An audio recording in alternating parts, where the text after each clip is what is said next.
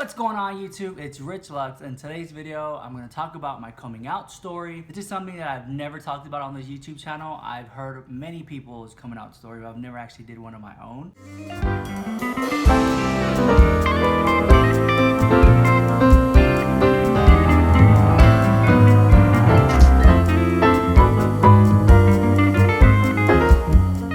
Going through middle school, it was really difficult. I was really insecure with my body. I didn't know what these emotions were and things of that nature. I would always just fight them and just prey on them, honestly. That was just part of the process. I think every gay kid goes through like that period where they just feel really insecure and they're growing into their body. But my coming out story, I think is just like, I can't say that it's like anyone else's. I've heard people's coming out stories that it's just like that whirlwind of emotion and just sad. Mine really wasn't all that bad. When I was in high school, even middle school, it seemed like people always knew that I was gay before I knew I was gay. I've liked girls. I thought they were pretty.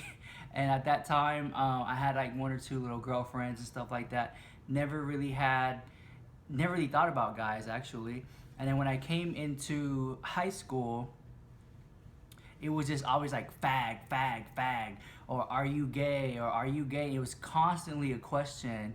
With every person I met, it was like, are you gay? And it was so weird because being so young, how am I supposed to know that I'm gay? I think that nowadays things are really different. I think kids are more in tune if they are or not. It's more openly accepted. Back then, it was kind of openly accepted, but I just wasn't ready for myself to come out, you know what I'm saying? So I was always getting asked if I was gay, but I had no idea if I even was. So all through high school, I had a girlfriend, and I remember feeling every now and then I would like think about guys, and I would like just, no, I can't be thinking about guys, and I would just like totally dust it off my shoulders, and I would just ignore the feeling or ignore the thoughts, and I would just prey on it because I didn't know what was going on. But I knew that when I was with that girl, I really liked her and she was cool. We dated for 3 years. I think the last year that I was in high school, we got broken up. So that summer in between going from high school to college, that empty summer, that's when I was really like, you know what? That relationship didn't work out. I really thought that it would. We're together for several years. I'm always having these like thoughts and emotions about guys. I'm not unsure about it. And finally, like, I got onto like an online forum. Back then it was like the AOL chat rooms, and everyone's like age, sex, location, and stuff like that. And I met like a few friends on there, and then I actually met a guy that, I'm not gonna say his name or anything like that, but I actually met a guy on there. We started chatting. He was my age. We were the same age. We were going through the same thing as for like the transition from high school to college. And he's never done anything with the guy, and so have I. So I was just kind of like, so he came over to my house one day and we hung out. We instantly hit it off and we actually started dating like that, right? So that was a really cool, and everything that we did together was like the first. So I was like, wow, this is amazing. I had more fun with him than I did with that girl I dated for 3 years. So I was like, these feelings and emotions that I'm always fighting, I actually like really like this guy. He's really cool. So we dated for 3 months, and then the relationship ended. Frankly, because we were both, I'll never forget what he told me. He was like, look, I really like you, listen, but there's so many other guys out there, I just want to like experience them all. And I was like, oh, okay, that's cool, I guess. So to this day, I call him 31 Flavors, like, you know, the ice cream, because he wanted to try all the flavors. And then I started going out to like gay clubs and stuff like that, and that was like really hard. I didn't know where any of them were. So back on those AOL chat rooms, I was asking people that I had met on there that were gay where they were at, what nights I should go. And one day I just got in my car and I went to MapQuest. Do you remember the website MapQuest? And I MapQuested where to go to the club, and I was following the little paper because back then we didn't have GPSs. So I just would drive to the club, found it, paid my way in, and I was just there. And some of the people that I met on the AOL chat rooms were there too. So I actually had like, you know, a small amount of friends. So the friends that were there, they were like extremely feminine. Now, by all means, I'm not saying that I'm like really masculine or anything like that. I do have feminine tendencies, but if you were to look at the scale of femininity, they were like really feminine. But I never felt like they were different or any worse. Like I still hung out with them and we still would go out to the mall and stuff like that and people would stare and look and I didn't care. That was my friend, so I would always stick up for them and I wouldn't walk away or be shy or embarrassed to hang around them. I just really embraced who I was being gay. I didn't tell my parents or anything like that, but at that time I started to have more and more gay friends and they would come over to the house and I would tell my mom, oh, this is my friend so-and-so, this is my friend, and we would go to my room and we would like talk. You could hear us laughing and talking and playing games. My mom noticed that less and less girls were coming to the house and more guys were coming over to the house. You get what I'm saying? I guess from my parents' point of view, they didn't think I was gay because I had a girlfriend and they met her and we would hang out. We were together for 3 years. So when that ended and more guys started coming over, I'm pretty sure like it raised a concern. And so I never really had to like tell my parents I was gay. They just kind of just knew.